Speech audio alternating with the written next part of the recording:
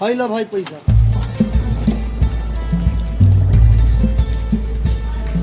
टिकली तो हो गया, 3 गो मेहंदी दे दा।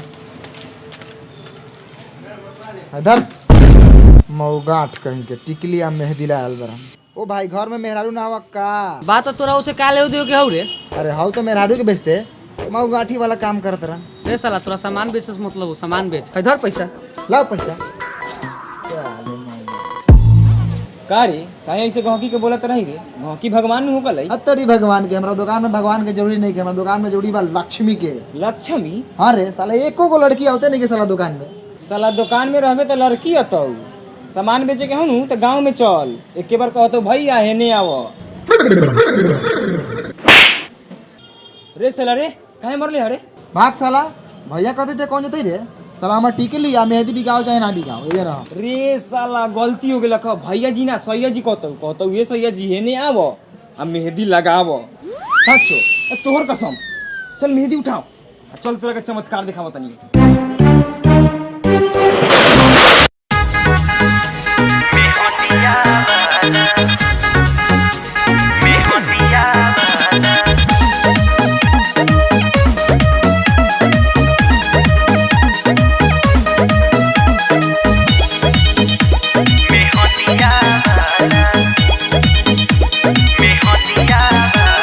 मीठा मीठा लागल बतियावे, किया रे हाथ धके लागल सुघरावे।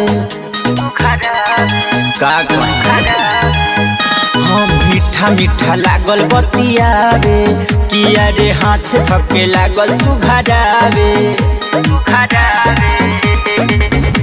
मनवा में मिश्री हमारा घोल दिले बा,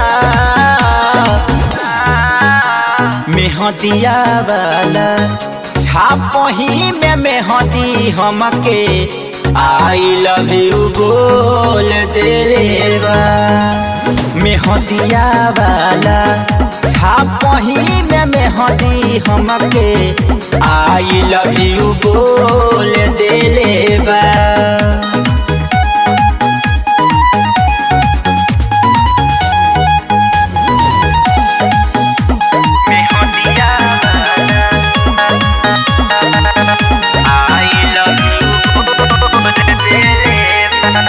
कि जब झाड़ेला झूलफी लटकौआ ए सखी, कि हंसी हंसी के बोले छोकरावा बाहिरौआ ए सखी।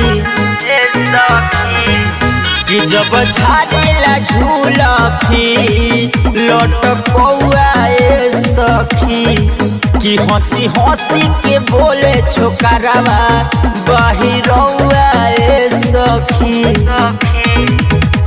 जूता के फीता बीता भखोल देबा, मेहंदिया वाला छापही में मेहंदी हमके आई लव यू बोल देले।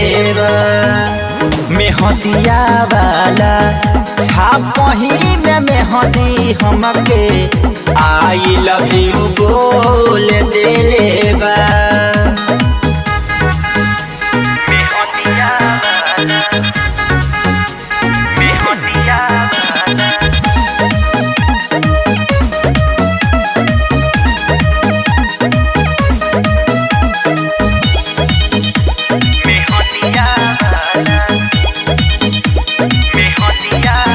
दिल से दिल मिलावल चाहे, हमके अपन बनावल चाहे, तो बदमाश हो गइले बा मुकेशवा भीरी सोटे लहे लहे।